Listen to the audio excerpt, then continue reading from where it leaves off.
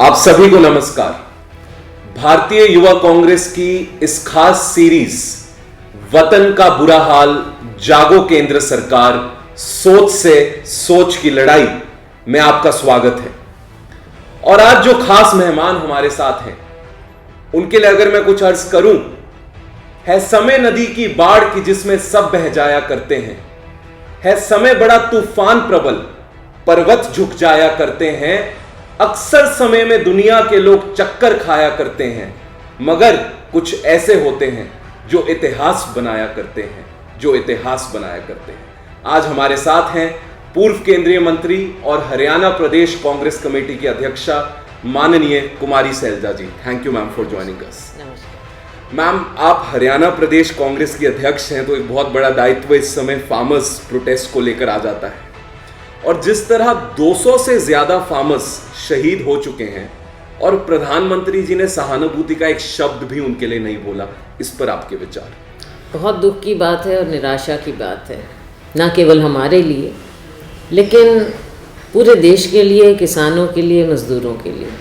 लोग बड़ी आशा भरी नज़रों से देख रहे थे कि राष्ट्रपति जी के अभिभाषण के बाद जब माननीय प्रधानमंत्री जी बोलेंगे तो वो कुछ ना कुछ ऐसी बात कहेंगे, क्योंकि सदन में कुछ बात कहने की एक अलग गरिमा जी।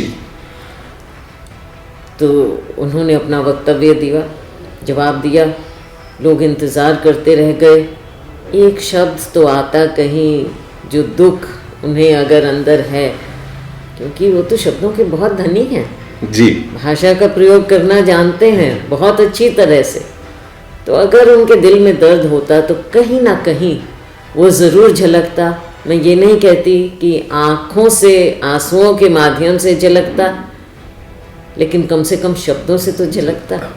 लेकिन 200 किसान जो चले गए हैं इस दुनिया से इस संघर्ष के दौरान, उनके बारे में एक शब्द नहीं, और उन्हें उनका दुख बांटने की कोई बात नहीं, और उन्हें कुछ देने की बात नहीं। उल्टा ये कहना कि किसान मजदूर ना समझ हैं, उन्हें मालूम नहीं है उनके लिए क्या कुछ किया जा रहा है, तरह तरह की बातें कही माननीय प्रधानमंत्री जी ने, और ये देश ताकता रह गया, इंतज़ार करता रह गया। मैम, महात्मा गांधी के सत्य से अलौकिक ये देश जिसने आंदोलन करके अपने राइट्स को पाना सीखा, आज वहाँ जहाँ यही फार्मर्स 3 महीने से आंदोलन में, दिल्ली की सर्दी में किस तरह डटे हुए हैं हर बॉर्डर पर, और फिर उनको आंदोलन जीवी करार दिया गया प्रधानमंत्री जी द्वारा, तो आप अब इस प्रोटेस्ट को किस तरफ जाता हुआ देखती हैं और केंद्र सरकार को आपका मैसेज? समझ नहीं आता कि माननीय प्रधानमंत्री जी किस दिशा में ले जाना चाहते हैं। अभी हाल ही में आपको याद होगा कि चंपारण सत्याग्रह पर भी माननीय प्रधानमंत्री जी ने बातें कही, काफ़ी बातें कही, लेकिन महात्मा गांधी जी का नाम नहीं लिया, जो रिपोर्ट्स में हमने पढ़ा। और अब जब हम इतने बड़े इस आंदोलन की बात करते हैं, तो आंदोलनकारी जो कि शांति से अपना आंदोलन चला रहे हैं, प्रेरणा लेते हैं महात्मा गांधी से, शहीद भगत सिंह से, और इस आंदोलन में कूदे हुए हैं शांतिपूर्वक। आज तक एक ऐसी हरकत नहीं हुई है जिससे कोई कह सके कि किसानों ने शांति का पाथ छोड़ा है। लेकिन 26 जनवरी को जो हुआ उसके बारे में बहुत सी बातें आई, दुनिया ने देखी कैसे क्या कुछ हुआ है। पर आगे इस आंदोलन को आप उनकी शांति ना देखकर आप उनको ऐसे शब्द, इस तरह के उन्हें नाम से पुकारना, कहना, तो ये तो इस देश की परंपरा नहीं रही है।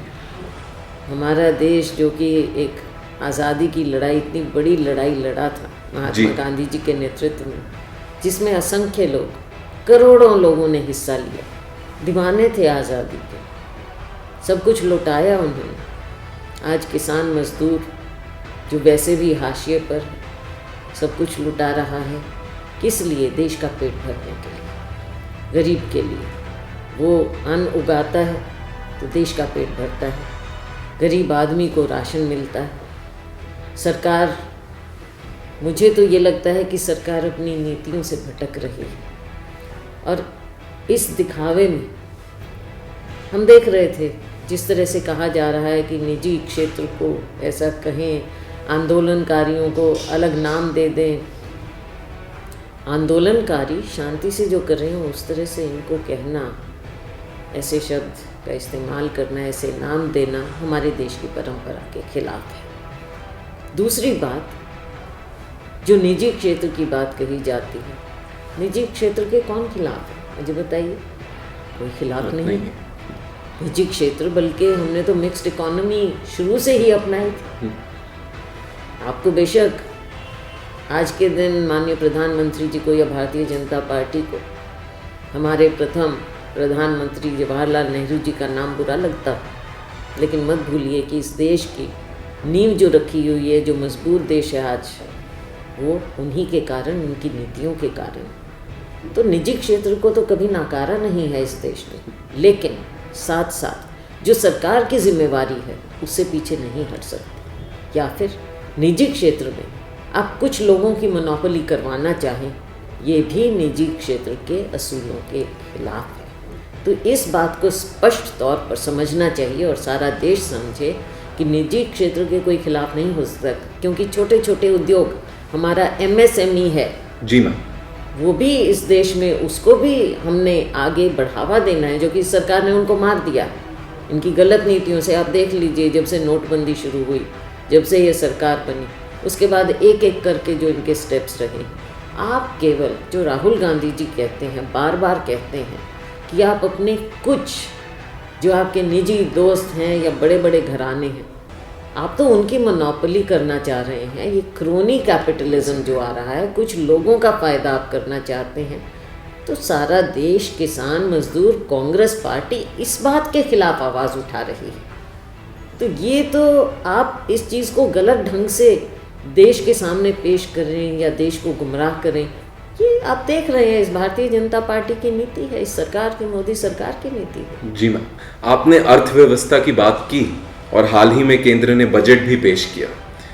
युवा ने इस सरकार को बहुत उम्मीदों से 2 करोड़ नौकरियों के वादे के ऊपर वोट किया था। आज वो युवा अपने फ्यूचर को ढूंढ रहा है, उसे मालूम नहीं है करना क्या है। जो तो अफोर्ड कर सकते हैं वो बाहर जाते जा रहे हैं, ब्रेन ड्रेन रेट बढ़ता जा रहा है देश में, और जो नहीं अफोर्ड कर सकते उन बेचारों का भविष्य एक तरह से डार्क है, मालूम नहीं है किस दिशा को जाना है। इन नौकरियों के सवाल पर हम सरकार को किस तरह कटघरे में खड़ा करें? आप देख लीजिए, चाहे शिक्षा की बात हो, पीछे कोरोना के समय में हमारी जो बच्चों की शिक्षा, युवाओं की, स्कूलों की पूरी तरह से प्रभावित हुई। दूसरी तरफ नौकरियों की बात है, सरकार नौकरियां बंद कर चुकी है, बहुत कम मात्रा में नौकरियां दे रही है। निजी क्षेत्र को आप जो MSME है, जहाँ पर सबसे ज़्यादा रोज़गार होता है, उसको आप ख़त्म कर रहे हैं। क्योंकि जो जितने बड़े बड़े, आप देखते हैं जितने बड़े बड़े उद्योग हैं, वहाँ पर तो चाहे AI है, चाहे ऑटोमेशन है, हर तरह से वहाँ पर नौकरियाँ बहुत कम हैं। जी। तो ये कैसी विडंबना है कि जहाँ माननीय प्रधानमंत्री जी और ये सरकार बार बार युवाओं की बात करती है, 2 करोड़ हर साल देंगे, हर साल की बात, हर साल, जी मैम 2 करोड़ तो भूल जाते हैं, क्योंकि नौकरियां तो 10 लाख भी नहीं हुई हैं। 2 करोड़ का वायदा और सपना था। तो ये देश, आप किस अंधकार में इस देश को ले जा रहे हैं? इस युवा के सामने कोई आशा की किरण आज के दिन नज़र नहीं आ रही है। आप दिखाइए, कहीं तो दिखाइए। अगर कोई संस्थाएं दिखाती हैं कि बेरोज़गारी बढ़ रही है, तो आप कहते हैं तो गलत संस्थाएं हैं, इनके आंकड़े गलत हैं। तो कृपया करके ये सरकार ये तो बताए कि असली आंकड़े क्या हैं, हमारे देश के युवाओं को कोई आशा की किरण नज़र आए, आगे कुछ दिखे कि ये सरकार की ऐसी नीति है जिससे रोज़गार बढ़ेगा। अब नारे बहुत दे देते हैं, आत्मनिर्भर फलाना, निर्भर stand up, India sit down, India पता नहीं क्या क्या। मेक इन इंडिया, शेर दिखा देंगे और दिखा देंगे, ये सब चीज़ें देखो प्रोपेगेंडा के लिए एक अलग चीज़ है, लेकिन आप कुछ तथ्य तो बताइए, देश के सामने रखिए। इस देश का युवा आपसे पूछ रहा है आज के दिन, आपको सपोर्ट किया इस देश के युवा ने, और आज आपसे अगर सवाल करता है तो वो जायज़ है और लाजमी है, लेकिन आपके पास कोई जवाब नहीं है। आप फिर उसको अलग अलग स्लोगन देकर फिर भटका रहे हैं, लेकिन अब युवा जागरूक हो चुका है, और मुझे पूरा विश्वास है कि हमारी यूथ कांग्रेस भी, कांग्रेस पार्टी की यूथ कांग्रेस भी इस ओर अपना पूरा कार्यक्रम कर रही है। आप, मुझे मालूम है, लोगों के बीच में, युवाओं के बीच में जा रहे हैं, उन्हें जागरूक कर रहे हैं, उन्हें बता रहे हैं। ये ज़रूरी है कि हम असलियत लोगों के सामने रखें।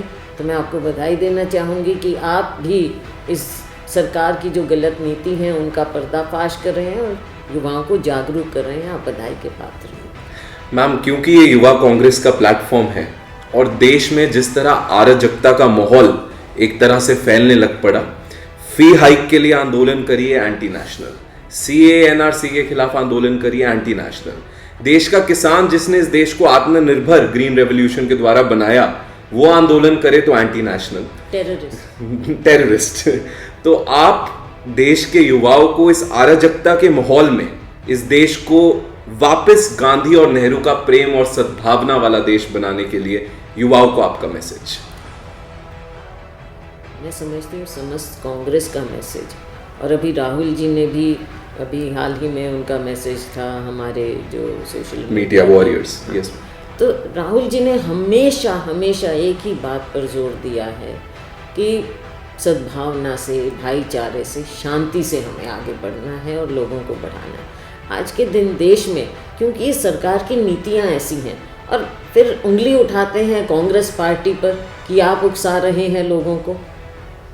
हमारा संदेश तो प्यार का, सद्भावना का है, लेकिन अगर आपके कार्य ऐसे होंगे, काले कार्य, काले कानून, तो जनता तो अपने आप खड़ी होगी जी। और जनता ने भी, लोगों ने भी कभी, मुझे नहीं लगता कि अहिंसा दिखाई है यहाँ या उत्तेजित हुए। ये देश भाईचारे का देश है और उसको हमने कायम रखना है, यहाँ पर शांति को कायम रखना है। और इसकी मिसाल आपने अभी देखी कि 26 जनवरी को आप भूल जाइए कि किस तरह के तत्व बीच में घुसे और क्या रोल किसका रहा, वो अलग चीज़ है। हमने कहा है इंडिपेंडेंट इंक्वायरी होनी चाहिए उसमें, लेकिन उसके अलावा अब तक चाहे युवाओं के आंदोलन रहे हों, चाहे किसी के भी हों, मुझे नहीं लगता कि कहीं किसी ने कोशिश की है कि शांति को भंग किया जाए। और आज के दिन वही नारा है शांति का, प्यार का, भाईचारे का, लेकिन अपने अधिकारों के लिए हर नागरिक को खड़ा होना उसका भी कर्तव्य है, अपने लिए, आगे आने वाले लोगों के लिए। तो हमको दोनों बातें याद रखनी चाहिए। तो ये थी श्रीमती कुमारी सैलजा जी, जिन्होंने अपनी सत्य को बुलंद करने की वाणी से केंद्र सरकार को जगा तो दिया और बता दिया कि जनता की आवाज में खुदा की आवाज, जनता अगर सरकारें बना सकती है तो जनता सरकारें गिरा भी सकती है। जय हिंद।